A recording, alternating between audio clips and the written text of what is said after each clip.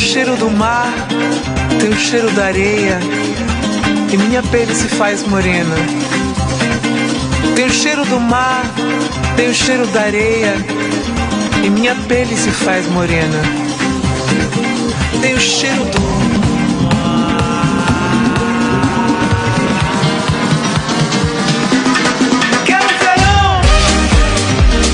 2019 já está começando em alta na Anatex. Está de volta a promoção Anatex 30 graus. 30% de desconto à vista em toda a linha de verão na Anatex. Esse calor pede o melhor estilo de verão e com um super desconto. Anatex 30 graus. 30% em toda a linha de verão. Venha conferir. Anatex Magazine. Tudo de um tudo para você e sua família neste verão. Quero verão!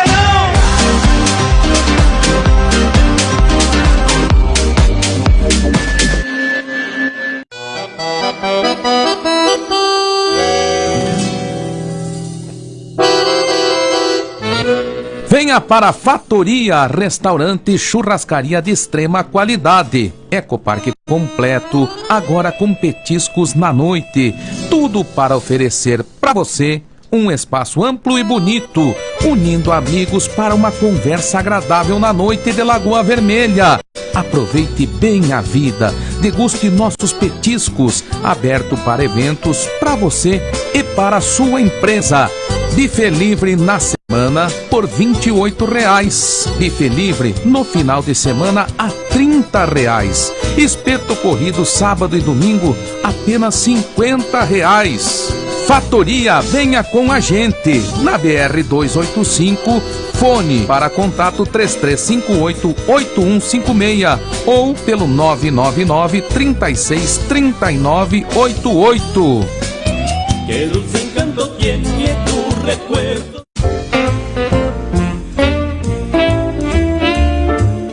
Ao sair com a família e amigos, uma boa pizza é sempre bem-vinda. Temos a certeza de que se trata de um momento inesquecível, cheio de sabor e que agrada a todos. A Pizzaria Napolitana é referência em estrutura, bom gosto e qualidade. Com a autêntica receita italiana, o recheio é perfeito, a textura da massa e a crocância na medida certa. Na Pizzaria Napolitana, todos os ingredientes são cortados de forma artesanal com muito carinho e profissionalismo. Rodízios nas quartas, quintas e sextas-feiras, com acompanhamento de petiscos. À la carte de terça a domingo e buffet livre por quilo ao meio-dia, de segunda a sábado. Pizzaria Napolitana. O sabor na medida certa. Em frente ao INSS. Teleentrega. Fone 3358-5952. Quite untakeable. Say your life is unmistakable. Pro Racer, serviços de excelência para o seu veículo. Autoelétrica em geral, peças e acessórios, motores de partida, alternadores, baterias multimarcas. Tudo com muita agilidade, competência e bons preços. Agora com polimento, espelhamento, polimento de vidros, verificação de pintura, recuperação, cristalização e mascaramento de faróis. Agora em novo endereço, na Protásio Alves 175, Trevo do Tropical, telefone 99613-1796. Pro Racer, serviço de excelência para o seu veículo.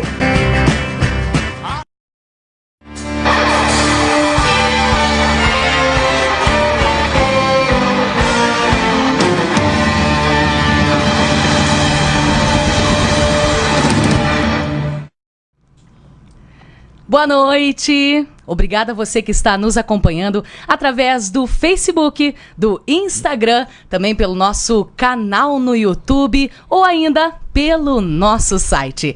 A partir de agora, o Roda de Conversa. Satisfação ter a sua companhia. E hoje o programa vai ser, no mínimo, interessantíssimo, com assuntos de grande relevância para nossa comunidade. Por isso, eu vou lhes apresentar os nossos convidados. Está aqui ele, Éder Piardi, secretário da Agricultura e Meio Ambiente e também secretário de Obras, juntamente com Paulo Mantovani, assessor direto do prefeito Gustavo Bonotto, que inclusive está de férias, e também junto com a gente, Ranieri Bosa, vereador. Antes de mais nada, eu quero dizer a você, espectador, que esse não será um programa para politicagem, digamos assim, tá bom? Vai ser um programa que realmente trouxe convidados que não vai ser falado de posição, de oposição, mas realmente pessoas que querem trabalhar pelo melhor de Lagoa Vermelha, ok? Lembrando que você pode estar compartilhando nas suas redes sociais o Roda de Conversa e também interagindo com a gente, mandando a sua sugestão, a sua pergunta, dúvidas, opiniões, questionamentos. Então, vem com a gente porque a partir de agora a Roda de Conversa vai começar. E a pergunta vai ser designada para o Paulo Mantovani. Boa noite, Paulo. Seja bem-vindo. Boa noite, Silvana. Boa noite, secretário Éder Piardi. Vereador Ranieri Bosa, que também é vice-presidente da Câmara de Vereadores. Satisfação a gente estar aqui para poder falar, Silvana, a respeito da nossa cidade, de boas ideias, de novas ideias também, né? E poder com esses dois companheiros aqui de mesa e sob a tua condução, poder falar sobre a nossa querida Lagoa Vermelha e dos assuntos que interessam a todos os nossos munícipes. Excelente. E um assunto que tem sido pauta, né, nos meios de comunicação, entre conversas formais e informais, sem dúvida é a Avenida Presidente Vargas. Quem foi a vencedora da licitação foi a empreiteira Mate. Como é que está a situação com a empreiteira?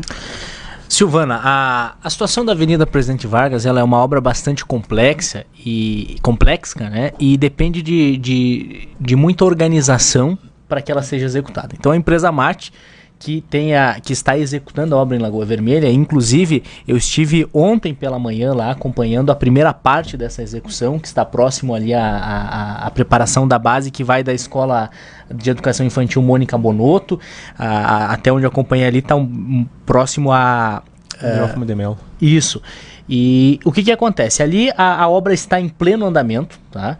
Então ela já foi colocada toda a base naquela região e está sendo feito também a execução por parte da Abripasa, que aí é uma obra da Corsan, essa mais avançada, e esse é um dos grandes fatores, e que muitas vezes a gente até deixou de comentar isso, é que a execução dessa obra ela ocorre em duas mãos, né?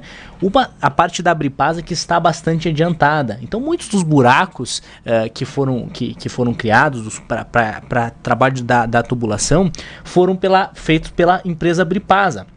Só que, em virtude das questões judiciais e dos atrasos das obras, a obra da Mate ela não acompanha o mesmo ritmo. Ela está com uma distância bem considerável hoje, né? O que cria, de certo modo, um trânsito muito ruim na Avenida Presidente Vargas. Isso sempre, o secretário Éder está aqui, sempre acolhemos essas reclamações com muita humildade, porque a gente não, vamos dizer assim, eu trafego pela Avenida Presidente Vargas, né? A gente percebe que não está bom de andar, em virtude de uma série de fatores. Aí teve depois a retirada então da massa asfáltica, que numa iniciativa da Secretaria de Planejamento ela veio para diminuir o tamanho dos buracos, mas teve outros buracos que foram criados. Mas eu sempre digo, não são buracos novos.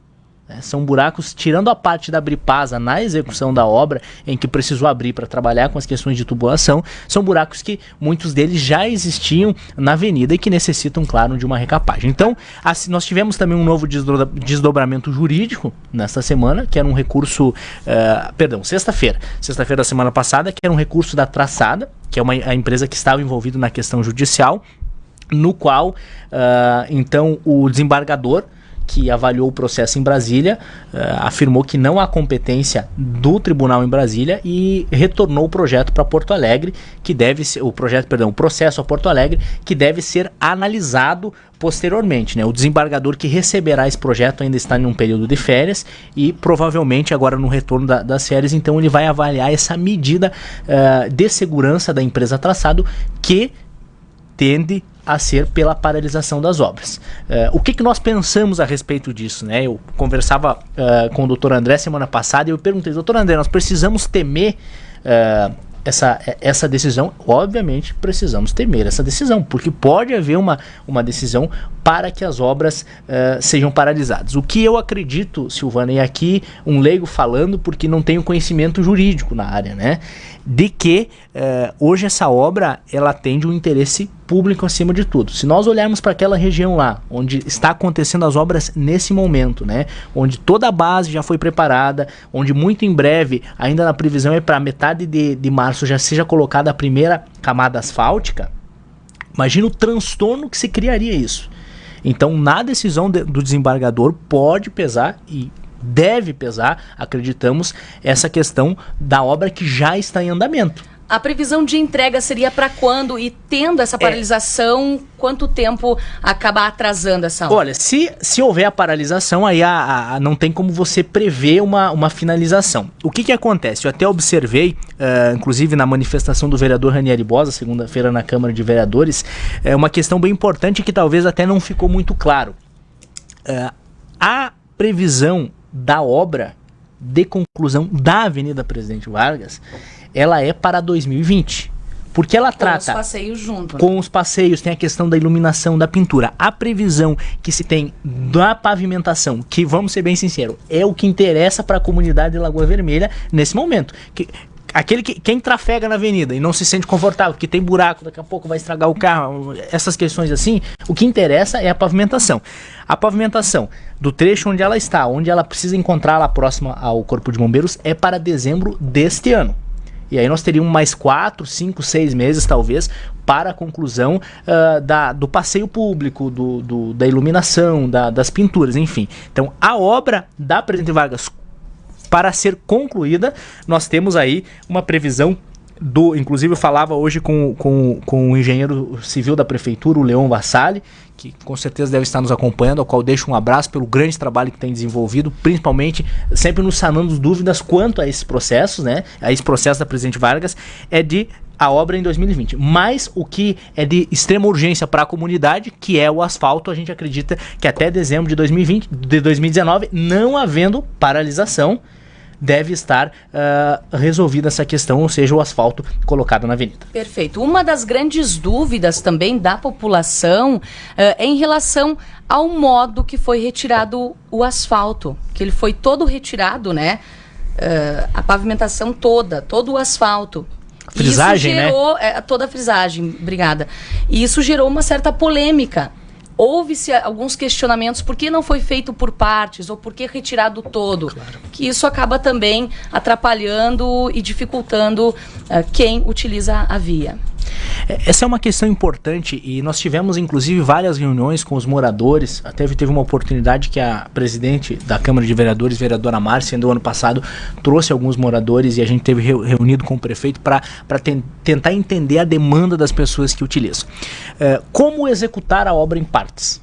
Essa é a primeira pergunta que nós precisamos fazer. Vou dar um exemplo bem prático para você. Quem costuma ir a Passo Fundo vai observar que a Avenida Brasil se encontra em obras. E a forma que é encontrada para fazer em partes é trancar a rua.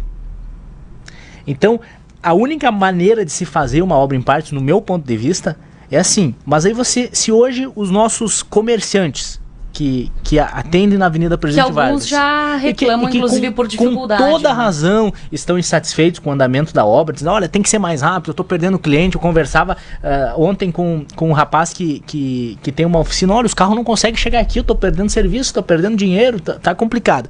Aí tu imagina se você tranca a rua, né? Se você, para fazer a obra e executá-las, como se diz, em partes, se você tranca a rua, imagina o problema que você vai criar. Então a execução em partes, ela é algo que eu, na minha opinião, não considero que seja diferente do que está fazendo.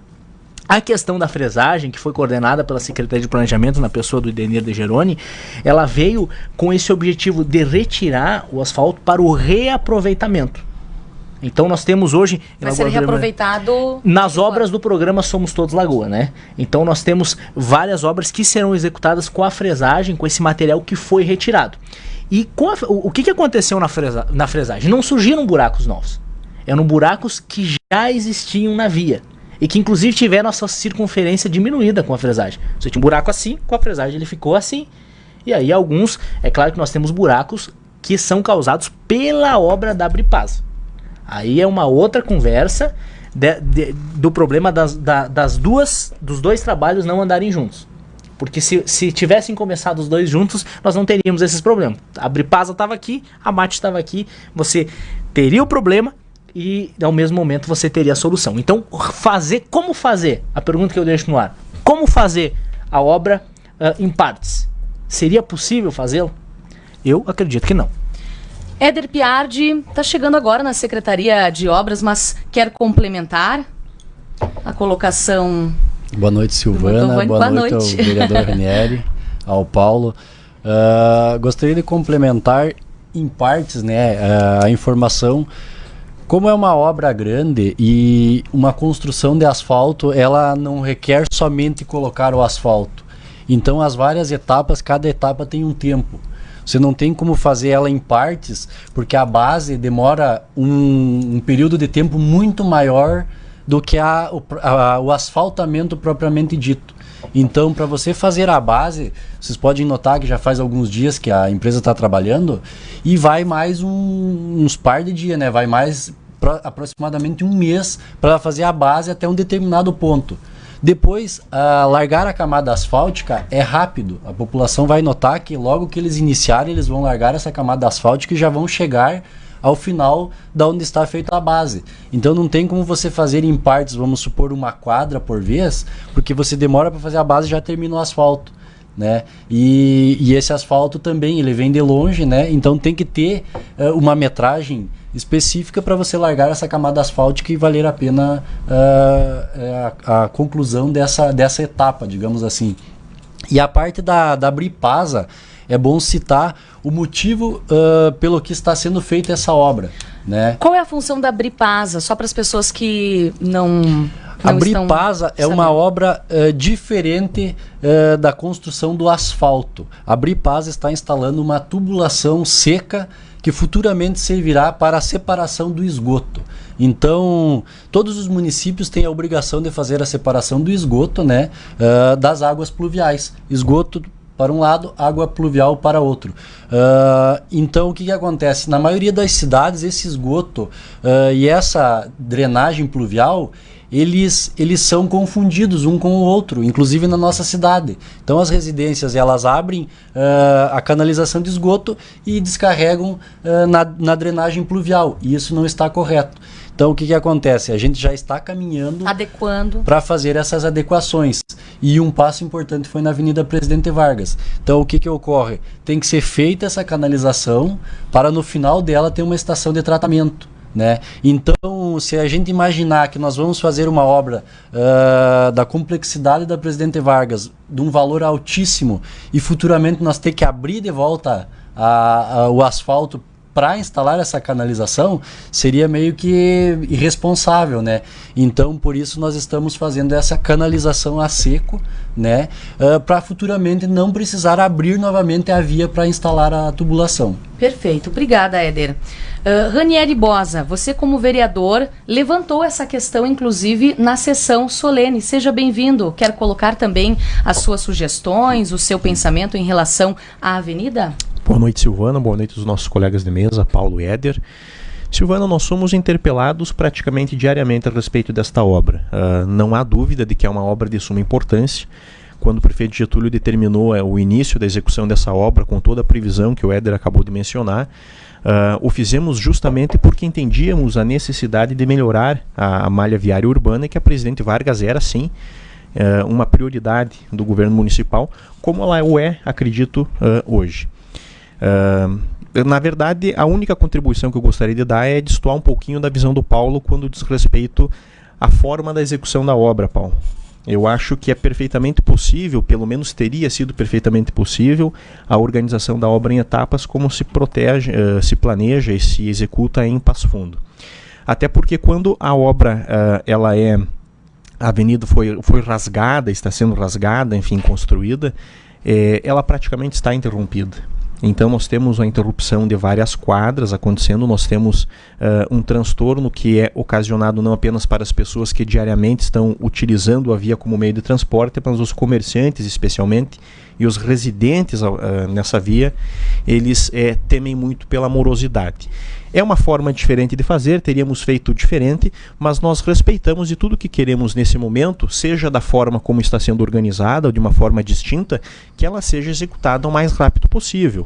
Com a execução judicial, paralisação judicial ou não, nós entendemos que a avenida ela precisa ser concluída. O que é que destoa das informações que nós obtivemos através dos veículos oficiais e através dos veículos de imprensa? Paulo já mencionou. Então me parece que estão tratando a Presidente Vargas como 3 obras diferentes. Uma que é executada por uma empresa e outras 2 etapas executadas por uma segunda empresa. Bom, a população também poderá entender a pavimentação como uma etapa e uma segunda etapa a conclusão da obra, né? O grande temor é que a finalização, ou seja, a transitabilidade, tanto para as pessoas que estão se locomovendo, mas especialmente para os comerciantes, possa exceder os prazos que estão sendo colocados. E talvez aqui resida a grande preocupação da população. Talvez não seja tanto a dificuldade no momento hoje pelo veículo que está sendo avariado, pela poeira que está se somando, mas sim pelo processo se arrastar ainda mais. Entendemos a questão judicial, em um momento como esse, a única coisa que a gente pode fazer é colaborar nos colocando à disposição. A assessoria jurídica da administração anterior, que fez a defesa inicial do processo, obtendo as primeiras vitórias, e nesse momento nós entendemos que o município está no rumo certo. Nesse sentido, esperamos a conclusão da obra o mais rápido possível. Perfeito. Obrigada pelas tuas colocações, Ranieri. E outro assunto que é de suma importância, e a gente não fala só municipal, mas também estadual, nacional, o mundo. A grande preocupação da população é em relação à saúde. É um tema que tem destaque, tanto no setor administrativo, quanto à população. Por isso, Mantovani, eu gostaria de perguntar para você como está a situação atual do Hospital São Paulo. O Hospital São Paulo hoje, Silvana, ele é uma das grandes prioridades da administração municipal, né? Quando a gente fala em saúde, a gente precisa ter esse cuidado de tratar como prioridade, porque a gente está mexendo com vida, né? A gente está trabalhando com vida. Então, em outras áreas da administração, a gente pode até errar, e o erro vai causar transtorno, vai causar problemas, mas na saúde a gente não pode errar, porque quando a gente erra na saúde pode causar um grande problema, porque se tratam de vidas.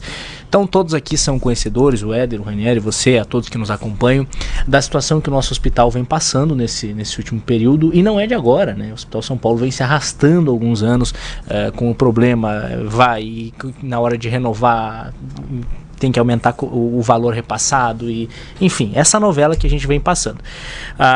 Desde que em julho de 2018, na metade do ano passado, a Fundação Araucária então anunciou que não desejava mais permanecer em Lagoa Vermelha, que queria enfim encerrar as suas atividades aqui. A administração municipal, na pessoa do prefeito Gustavo e do secretário Morona, partiu para uma série de fatores, né, de que poderiam acontecer, para vários cenários que poderiam ser tratados. Então foi criado um conselho consultivo, que hoje é formado pelo Miguel Ramos, pelo Marcelo Zamboto, pelo Reinaldo Girardi, pela primeira vez por um representante de um médico, que é o Dr. Johnny Dalpiva. Esse conselho veio com o objetivo de trazer as experiências do privado, e no caso do Dr. Johnny, dos médicos, para a gestão do hospital. Temporariamente. Temporariamente. Na prática, o que é isso? Olha, a fundação não tem mais interesse em tocar. A fundação diz, olha, então se vocês criam um conselho aí, vamos administrar junto, enquanto a gente encontra uma outra solução. Então esse conselho foi criado, e importante a gente trazer aqui um dado. Teve a contratação do Matheus Ucoloto, um diretor de hospital, um especialista nesse assunto, que veio para a Lagoa Vermelha, e o déficit que o Hospital São Paulo tinha mensal, ele já foi diminuído em mais de 50%. E aí a gente precisa registrar aqui que a classe médica, que foi pela Fundação Araucária inúmeras vezes acusadas de ser o causador do dano do Hospital São Paulo, diminuiu seus honorários em 20%.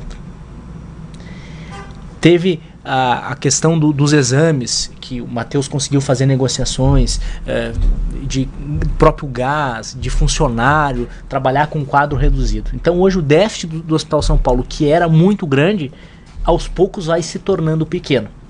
Dentro desse quadro, poderia-se manter a Fundação Araucária dentro desse modelo de gestão. Mas ela não tem mais interesse, e a própria comunidade de Lagoa Vermelha quebrou esse elo de confiança em que havia entre as partes, né? Esse casamento chegou ao fim. A partir desse momento, foram procuradas inúmeras entidades. Olha, nós temos um hospital que não dá mais tanto prejuízo assim, ó, tá dando, porque o hospital sempre dá prejuízo, né? Uma das coisas que a gente aprendeu nesse período, né, é que o hospital sempre dá prejuízo. Mas olha, o nosso hospital dá um prejuízo que dá para contornar. E todas as entidades, hospitais, enfim, grupos que teriam interesse, disseram, olha, nós temos interesse, mas não de negociar com a fundação.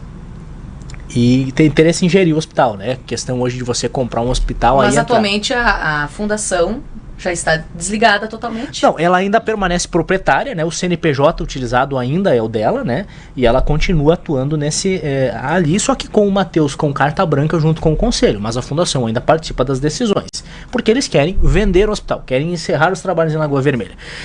A partir desse momento, então, o município fez uma proposta, na verdade, começou um namoro para fazer uma proposta de compra do hospital. Primeira pergunta, vocês querem vender para nós? Olha, nós queremos vender para vocês. Então, qual foi o valor inicial pedido pela fundação? 15 milhões de reais.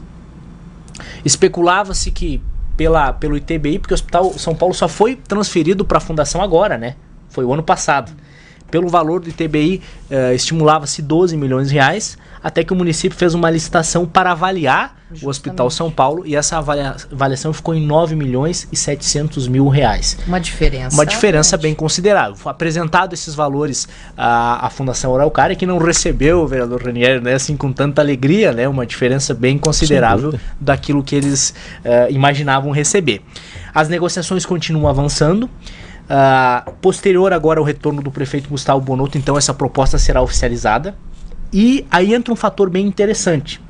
Assim como o município não pode vender, Éder, sem autorização da Câmara de Vereadores, a Fundação Araucária não pode negociar o hospital sem autorização do Ministério Público das Fundações.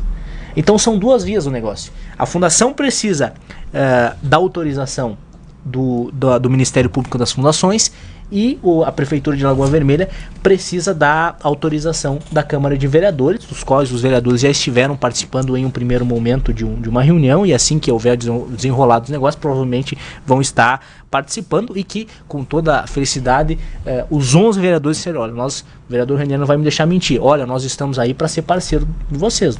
Se é essa a solução que o grupo entendeu, nós vamos ser parceiros. E aí entra uma questão bem importante, Silvana, porque... Ok, comprou, porque o que a prefeitura está comprando é o prédio público, né? Não vai existir mais essa possibilidade de quem gerir dizer eu vou embora e vou fechar o hospital. Não. O prédio público passa a ser da prefeitura, que deve repassar uma entidade, a entidade chamada AMES, que está sendo fundada, né? A entidade de saúde em Lagoa Vermelha, formada por todas as representações da sociedade, e a partir de agora se discute o gestor do Hospital São Paulo nesse próximo passo.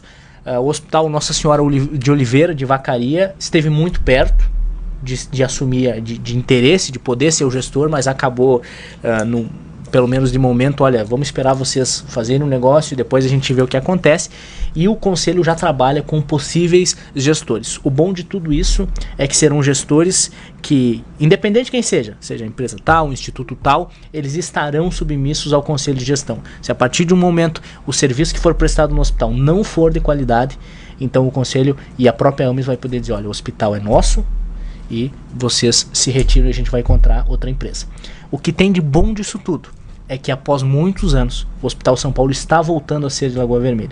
Porque, Silvana, você não nasceu aqui, mas com certeza conhece a história do Hospital São Paulo. Ele foi construído pela comunidade de Lagoa Vermelha. Às vezes a gente encontra, o pessoal vem principalmente no gabinete aberto, e às vezes eu passei por, semana passada chegou um senhor de mais ou menos uns 70 anos de idade, para falar com o prefeito, e ele disse assim, olha, eu doei 7 sacos de cimento para a construção do Hospital São Paulo. Então, ele foi construído por Lagoa Vermelha, e ele precisa retornar para Lagoa Vermelha, e com toda certeza, o problema não vai acabar, porque um hospital nunca vai dar lucro, sempre vai precisar da ajuda de comunidade. Mas hoje, o que nós percebemos é que as pessoas não se sentem à vontade para ajudar o Hospital São Paulo, porque ele é da Fundação. A partir do momento que ele for de Lagoa Vermelha, tenho certeza que todo mundo vai abraçar. E a previsão, então, é no retorno do prefeito Gustavo. Hoje a previsão, eu acredito que depois da própria passar para o Ministério Público das Fundações, o aceite da Fundação primeiro, né? Eu acredito que vai haver, porque também eles estão de certo modo sem saída, né? Vai haver o aceite por parte deles, aí nós também vamos submeter à Câmara de Vereadores, ele é o Ministério Público das Fundações. Olha, no máximo até o meio do ano deve haver uma definição com toda certeza. Perfeito. E como o Paulo Mantovani bem colocou, Ranieri, a Câmara de Vereadores está sendo parceira para que realmente o hospital volte a ser dos lagoenses e a crescer. Silvana, a Câmara de Vereadores ela é parceira em todas as iniciativas empreendidas pelo município, independente de qual área, seja saúde, educação, cultura, não interessa, a Câmara de Vereadores é uma parceira e vem contribuindo de forma bastante substancial em todas as atividades. Uma prova disso é que de todos os projetos tramitados com a origem do Poder Executivo no último ano, de um total de aproximadamente 110 processos, apenas 3 deles foram rejeitados. Apenas 3. Isso significa que a Câmara de Vereadores, além de parceira, ela está dando carta branca para que a administração possa empreender as suas melhores iniciativas. E agora nós entramos na questão situação e oposição dentro da casa.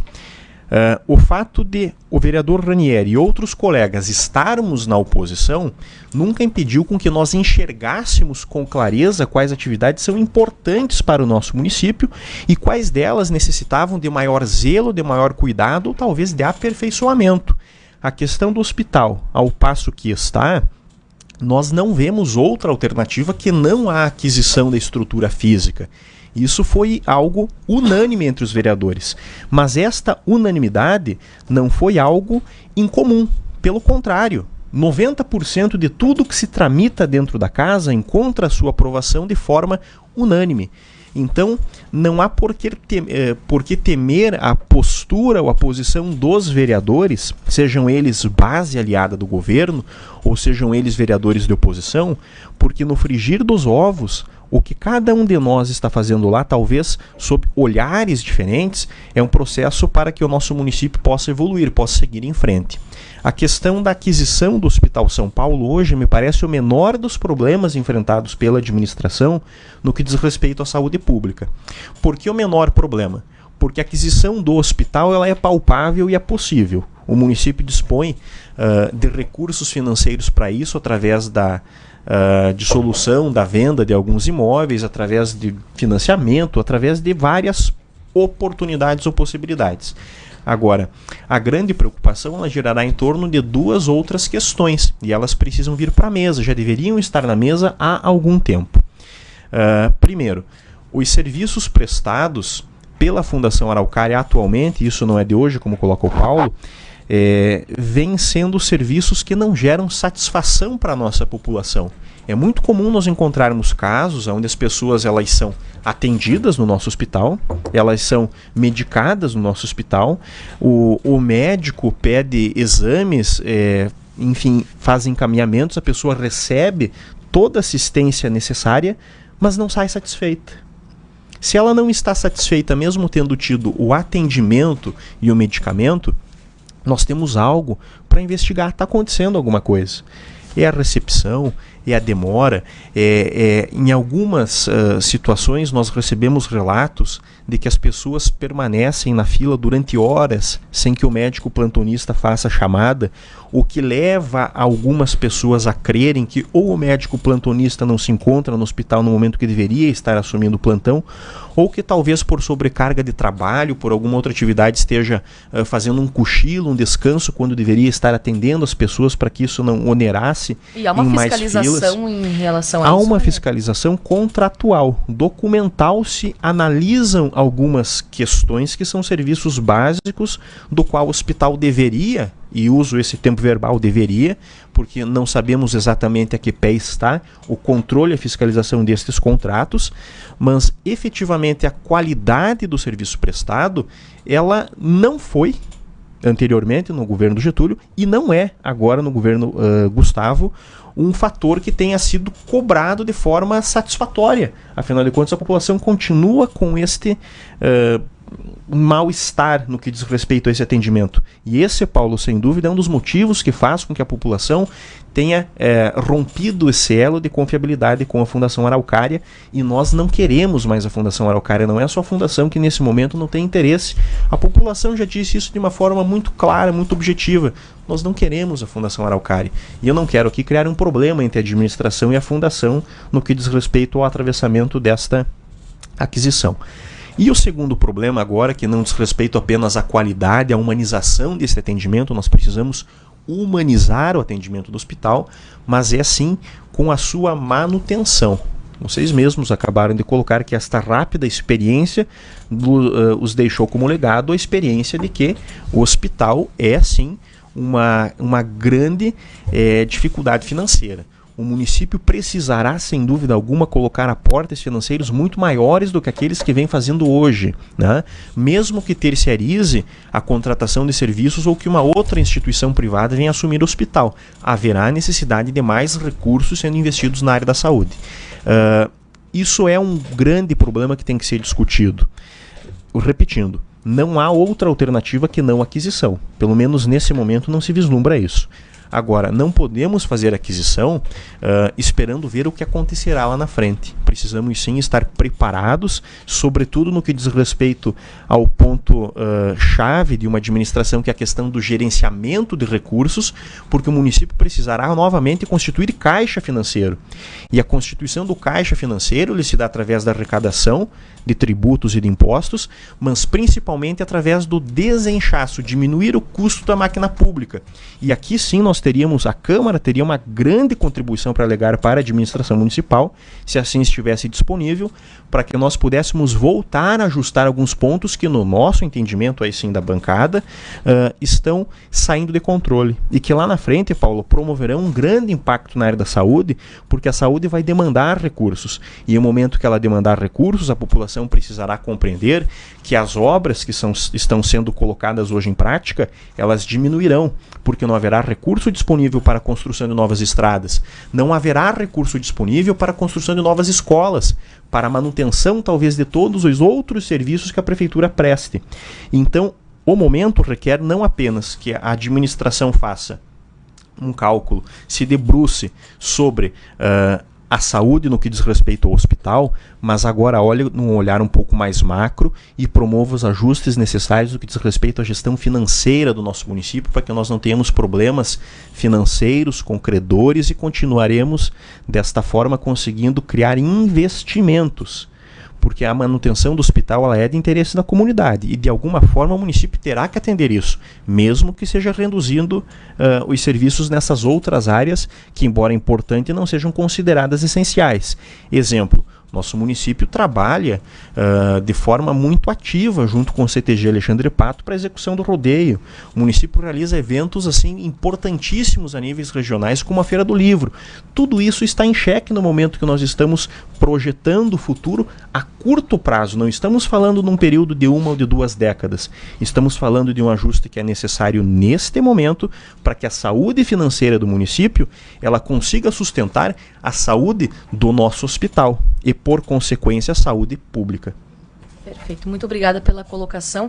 E falando em manter, em mais investimentos, com o aumento do IPTU, Mantovani, será que algum desse valor, que agora o IPTU, ele subiu para 7,54, ele está em 7,54, esse aumento do IPTU, ele viria a colaborar com a saúde? Seria uma colaboração muito pequena, Silvana, porque primeiro vamos entender esse aumento do IPTU. Eu acho que o debate aqui é bastante importante, né?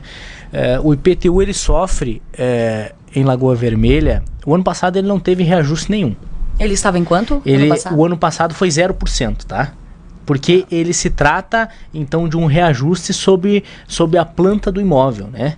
Então, inclusive, a gente até teve uma discussão segunda-feira na sessão da Câmara de Vereadores, né? O vereador Ranieri Bosa participou, porque nós temos a Lei 39 de 2010, ela diz a lei inclusive criada no governo do ex-prefeito Getúlio Cerioli, ela diz no artigo 7º que a planta venal dos imóveis devem ser atualizadas anualmente e automaticamente de acordo com o índice do IGPM. O que é o IGPM? É o Índice Geral de Preço Médio. A soma do IGPM de 2018 foi de 7,54%. Ou seja, o IPTU é reajustado, não o IPTU, mas a planta dos imóveis em 7,54%. Por que em 2018 nós não tivemos esse reajuste?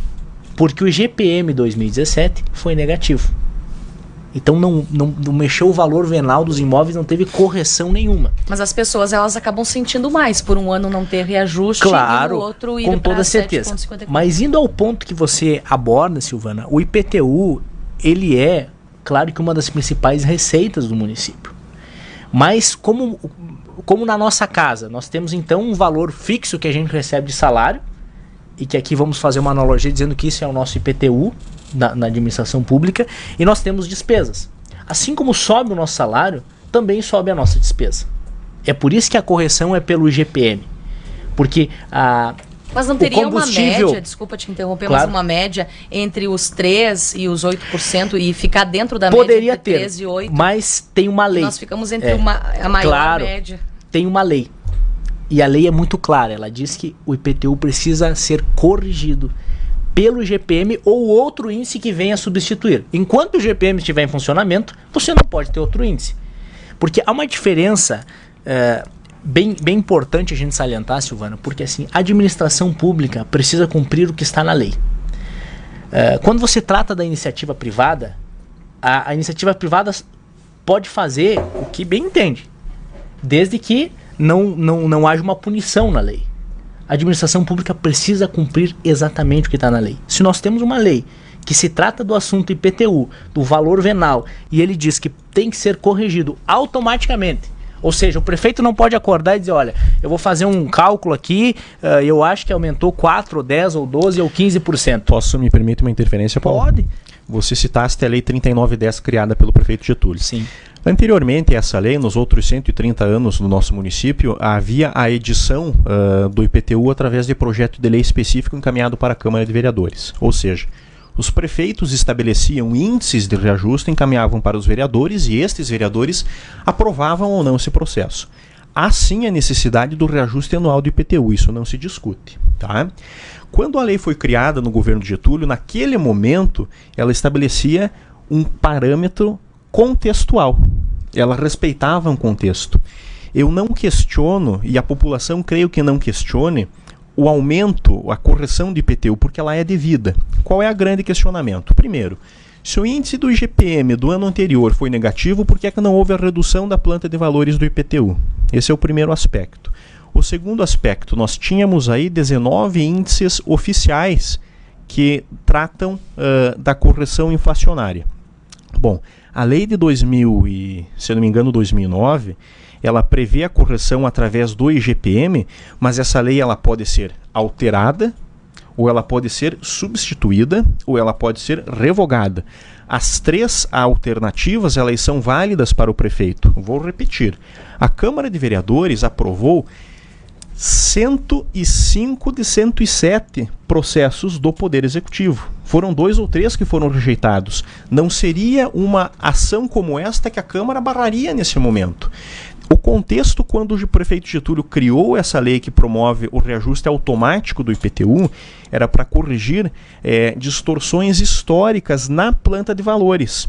Nós temos aí, por exemplo, imóveis que, segundo aquela planta, quando naquele momento também foi atualizada, previam cálculos de mercado a valores muito inferiores ao valor que efetivamente esses imóveis valiam no mercado naquele momento.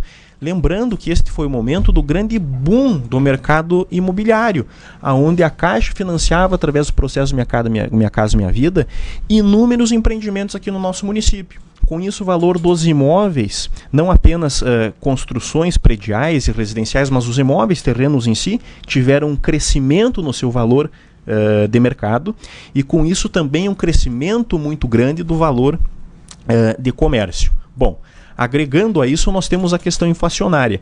A reposição de IPTU, desde que a lei foi criada, ela jamais foi num índice quase superior ao menor índice previsto dentro daqueles 19. Repetindo, que poderia ter sido alterado, a Câmara provavelmente alteraria, votaria sem dúvida. A questão de uma possível alegação de renúncia de receita. Se nós estávamos mudando os parâmetros de avaliação para poder nos enquadrarmos à nossa inflação, que nós sabemos foi inferior ao índice, prova disto é que o salário mínimo cresceu na casa dos 4%, que a reposição salarial dos servidores públicos, dos quais eu e o Éder fazemos parte, ficará na casa dos 5%. E de que na indústria, por exemplo, nós tivemos aqui em Lagoa Vermelha uma correção na casa de 3,5% a 4%, me parece que há aqui uma incompatibilidade e um discurso que ele não se sustenta na prática. Então, nós não adianta atribuirmos a legislação lá, a gestão do prefeito Getúlio, se agora o momento requer uma postura diferente. Não posso dizer que quando há algo que me onere, vou atribuir a responsabilidade a outra pessoa, e quando me beneficia, então, como a presidente Vargas, em algumas circunstâncias, então agora eu me aproprio disso.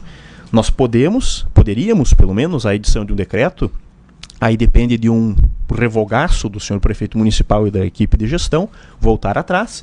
A Câmara pode sim, junto com a administração pública, sentar, buscar um índice de correção que seja mais razoável dentro, né, da possibilidade financeira do nosso município, e especialmente levando em consideração que a planta de valores ela também tem uma flutuação devido ao mercado. O mercado imobiliário de hoje não é o mercado imobiliário de 2009. Quando, em 2009, quem detinha o poder da barganha, ou seja, quem dizia qual era o preço do imóvel, naquele momento era o vendedor. Por quê? Porque o vendedor tinha um imóvel que era cobiçado por muitos, porque o crédito era muito fácil. Hoje se inverteu a lógica. Quem diz quanto custa um imóvel é o comprador, porque poucas pessoas possuem o dinheiro na mão e as placas de venda dos imóveis estão crescendo esporadicamente no nosso município. Então o contexto mudou. Se para aquele momento o prefeito Getúlio fez uma lei que se adequava, agora eu penso que é momento do prefeito Gustavo sentar junto com a sua equipe, com a Câmara de Vereadores, e propusermos aí uma nova legislação. Posso? À vontade. Bem interessante, eu acho, essa tua sugestão, vereador Ranieri, mas o que me parece um pouquinho que destoa do que eu entendo e discordo respeitosamente, e você como legislador já de quase 3 mandatos, né, porque primeiro como suplente, agora no segundo mandato e o terceiro, é de que quando se faz um projeto de lei, eu acredito que ninguém que o faz para o momento, porque a importância de uma lei, o que ela faz, ela não pode ser, olha, eu vou fazer para esse ano, para esse momento, daqui a pouco... é contextual, só um pouquinho. Por exemplo, o Estatuto de Desarmamento. Nós atendemos a contextos. A lei, ela é criada baseada nas necessidades momentâneas da sociedade. Algumas, elas não têm, não são perenes, eternas, mas algumas, elas têm a necessidade de revisão. Exemplo disso, o próprio plano diretor, que tem uma revisão já prevista periodicamente na própria legislação. Me parece que não há dificuldade nesse momento, e já é uma legislação aí com praticamente 10 anos. Há necessidade da revisão, assim como diversas outras legislações muito mais recentes que já foram encaminhadas pelo próprio Executivo lá para a Casa e que a Casa vem, como eu digo, acabei de dizer, vem aprovando.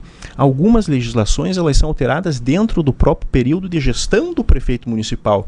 Aconteceu isso com o prefeito Getúlio e tenho quase certeza que também já aconteceu isso em 2 oportunidades com o prefeito Bonotto. Então, quando a gente percebe que existem inconsistências ou que o momento contextual exige uma postura diferente, nós devemos fazê-lo. O que eu acho é que, me parece, vereador Ranieri, eu quero estar errado, né? Que quando o prefeito Getúlio fez essa lei, funcionava, né? Agora, por ter um outro governo, vocês a criticam e acham que não está totalmente correto. Mas não vamos entrar nessa questão do mérito. O fato é que nós temos um projeto de lei e que você mesmo admitiu que há uma legalidade na decisão do prefeito. Sem dúvida. Há uma questão, vamos discutir o mérito, se teria que ser 7%. O ano passado não teve reajuste, esse ano teve. E não há um aumento de IPTU, porque o aumento de IPTU teria que passar pela Câmara de Vereadores. Há uma questão de reajuste baseada de uma lei. Há legalidade no fato. Isso não se contesta, sem dúvida. Isso, Paulo, jamais se contestou a legalidade do fato. De que há uma legalidade no fato, há uma lei apenas que o índice. A própria administração, que o senhor fez parte, pelos 8 anos, vinha corrigindo dessa forma de acordo, que é uma lei. É uma lei muito bem feita, uma característica que sempre teve o prefeito Getúlio, fazer lei sempre bem embasada, é uma lei bem feita, foi feita para ser cumprida, eu não vejo necessidade de adequação, porque o GPM, como o ano passado deu negativo, esse ano deu um aumento de 7%, que é um aumento considerável, um reajuste considerável, o próximo ano pode dar, de certo modo, negativo. Então, acho que o objetivo foi apenas criar, de certo modo, uma pequena confusão com o desencontro de informações. A legalidade no processo é o que vinha sendo feito e talvez, eu acho que a sua sugestão é importante para daqui a pouco, pro próximo ano, poder, então, uma alteração da lei, dizendo, olha, que tenha 2, 3, 4, 5 índices para se fazer um cálculo médio. Mas, no momento, eu não vejo problemas no processo. Por isso que a gente está aqui, claro, né, fazendo essa discussão, como eu falei inicialmente, sem o intuito de politicagem, claro, ou de puxar para lá do A ou para lá do B. Posturas diferentes a gente respeita elas, né, Silvana? E oposição, não há problema nisso. Obrigada, Ranieri. Nós estamos, então, com várias pessoas aqui conosco. Um abraço para o Erni, também a Lúcia do Carmo, a Marina Ródio.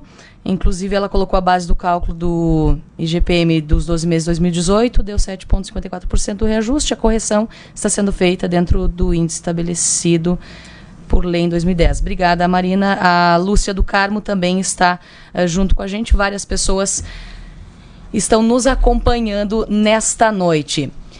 Antes de encerrarmos o nosso programa, eu preciso levantar mais uma questão, e agora com o Éder Piardi. Não esqueci de você, Éder. Não. Ele que é secretário da Agricultura e do Meio Ambiente e agora também secretário de Obras. Algo que também tem chamado muito a atenção da nossa população e elas têm solicitado, né, ajustes, melhorias em relação à limpeza urbana. Como está essa situação, Éder? Bom, Silvana, a questão da limpeza urbana, ela passa diretamente pela Codesa, né? Então, nós estamos com um edital em andamento, né, com um edital na rua, para um processo de licitação para a empresa que vai prestar esse serviço nos próximos anos, né? Então, o que nós podemos dizer? A partir do momento, a Codesa sempre prestou um belíssimo trabalho ao município, né? E a partir do momento que surgiu essa ideia dessa licitação, saiu o boato nos próprios funcionários da Codesa, que a Codesa não iria ganhar a licitação. Então, eles acabaram, a própria Codesa acabou tendo algumas dificuldades nesse sentido com a prestação desse serviço, por muitos funcionários se desmotivarem e acabarem deixando a desejar em certos fundamentos. Mas essa licitação, ela não impede a participação da Codesa como de qualquer outra empresa do ramo. E é uma licitação que ela é uma indicação do Tribunal de Contas do Estado. Inclusive foi feita essa indicação em 2015. Foi feita uma defesa prévia pelo município, que foi negada. Depois foi feito um recurso que também foi negado, que é a respeito da forma de delegar esses serviços à Codesa. Então, ele não pode ser prestado por ato de delegação e deve ser feito por uma licitação. Se a Codesa fosse uma autarquia, poderia ser feito por ato de delegação. Como a Codesa é uma sociedade de economia mista, entre o público e o privado também, então deve ser feita essa licitação, que vai ser realizada no dia 7 de março agora, né? Então nós teremos possivelmente ou a Codesa vencedora ou uma nova empresa prestadora desse serviço de coleta de lixo e também de limpeza urbana. Perfeito. Em relação ao aterro sanitário, quer comentar? Fazer algum comentário? O aterro sanitário é uma questão diferente. Então, alguns tempos atrás, a Codesa ela prestava tanto o serviço de coleta como também a parte de triagem no aterro sanitário, né? E hoje não. Hoje é separado. A Codesa faz o serviço de coleta e no aterro sanitário é uma empresa terceirizada que presta esse serviço, né? Então, a nossa ideia com essa licitação da coleta e limpeza urbana, além de melhorar a fiscalização e a qualidade do serviço, também é diminuir custos para a administração municipal. Perfeito, muito obrigada. Éder Piardi, secretário da Agricultura, Meio Ambiente e também de Obras. Também o Paulo Mantovani, assessor direto do prefeito municipal Gustavo Bonotto. Ranieri Bosa, vereador. Foi uma satisfação ter recebido vocês. Quero agradecer pela disponibilidade de cada um de vocês para a gente fazer esse programa com assuntos que interessam a nossa comunidade.